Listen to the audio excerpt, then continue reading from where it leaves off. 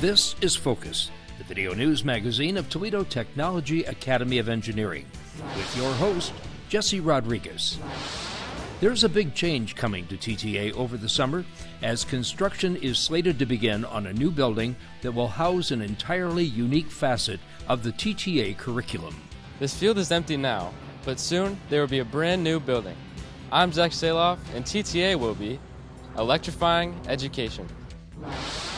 A lot has happened since our last edition of Focus. In this edition, we have a few new stories and updates to previous ones. I'm Xavier Coleman in studio, and I'll update you in Behind the News. Every day, students go to our cafeteria for lunch and or breakfast. It's a service we tend to take for granted, but there are staff members who work tirelessly to serve us.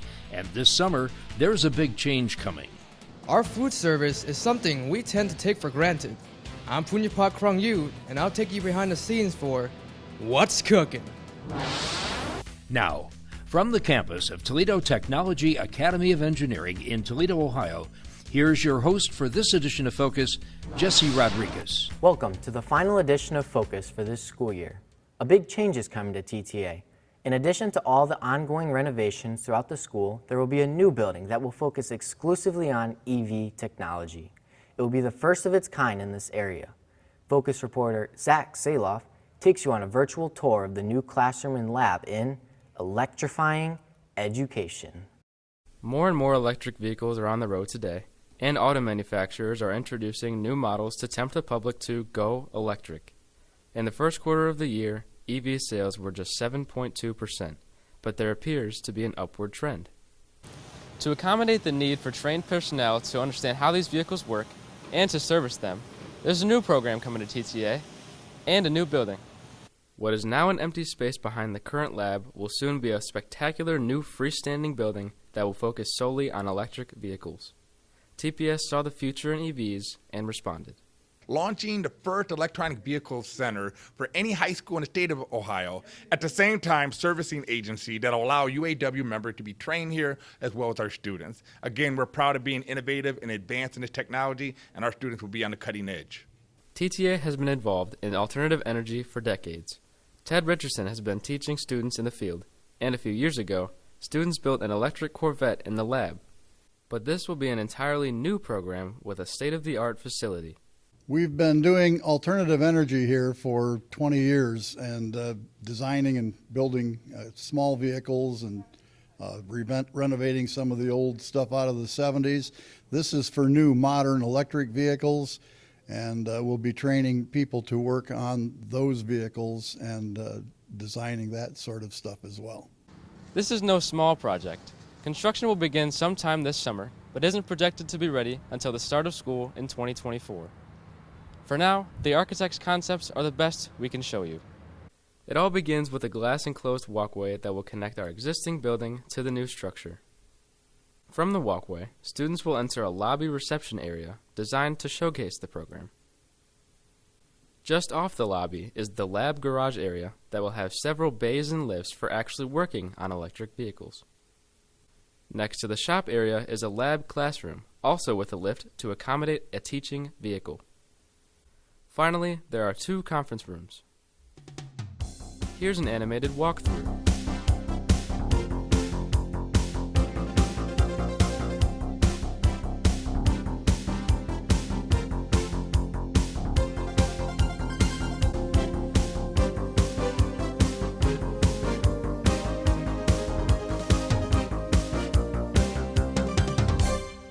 While some of us will have already graduated by the time this project is complete, it'll be a real drawing card for our future students. We'll be back next fall to show you the progress. Reporting for Focus, I'm Zak Sahloff. A lot has happened since our last edition of Focus. There are several new stories and some updates on previous ones. It's been a very busy few weeks, to be sure. Focus reporter Xavier Coleman is in studio and explains what's happening in Behind the News. In the past, every year students have been treated to a road trip. Previously, the destination was Chicago, the Field Museum, and Shedd Aquarium. This year, students boarded motor coaches for a trip to Dearborn, Michigan to visit Henry Ford Museum and Greenfield Village. The day-long adventure allowed students to explore the country's largest indoor-outdoor museum. It was a trip back in time. This was an incentive-based trip for all of our students here at TTA. This allowed them to keep their grades going the way they did in the first semester, or if they didn't like their grades the way they had them, they could improve them and they would be able to go on our trip with us. And after going on the trip, we noticed that a lot of the students had a really great time. Last fall, the renovation of our main entrance was on the agenda, but the work was put on hold. Now the old entrance is closed and everyone is directed to use the side entrance just off the main parking lot. Once completed, the new entrance will feature new doors, windows, and improved signage to make our entrance more attractive and up to date. Speaking of signage, we have several new ones on campus. First, there's a brand new sign just outside our main entrance. It can display all kinds of information just for TTA. Out on the front lawn, 2 new signs have been installed. The first directs drivers to a one-way entrance to what's being called the DeVilbiss Campus of Innovation.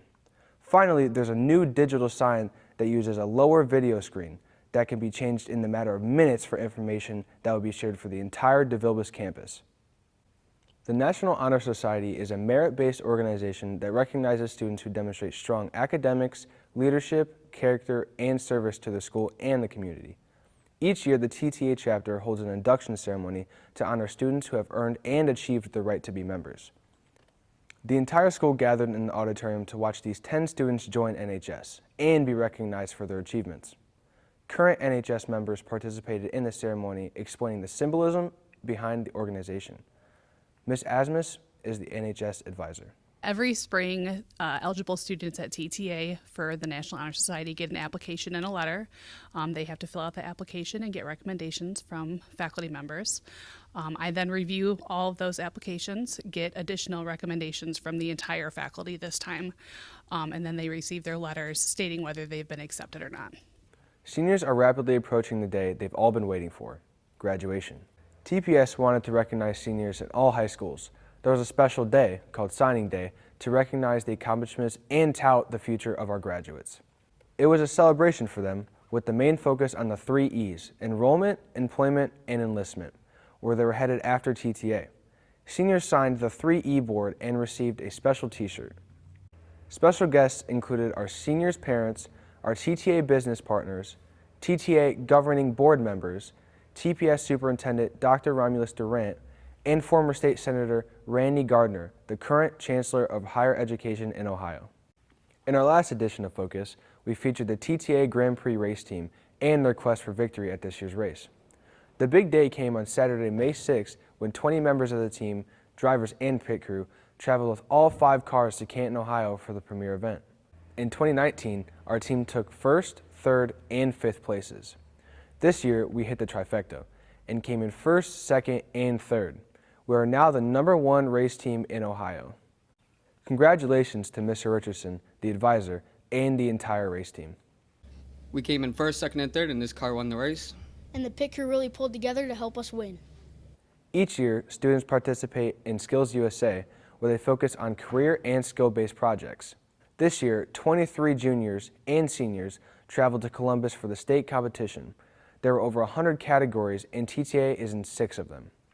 Working in teams, seniors presented their senior projects, and juniors did skill-based presentations. In years past, we have won 1st place, not only at the state level, but also in the national competition. This year, all of our teams finished in the top half of the competition. Congratulations. And that's our news update for this edition of Focus. Back to you, Jesse. There's one service at TTA that a lot of us take for granted. We really have no idea what goes on behind the scenes. That's our food service. Every day we go to the cafeteria for breakfast and or lunch, and it's just a given that everything is there for us.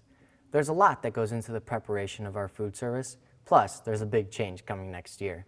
Focus reporter Punyapat Krongyu is on top of the story in What's Cookin'?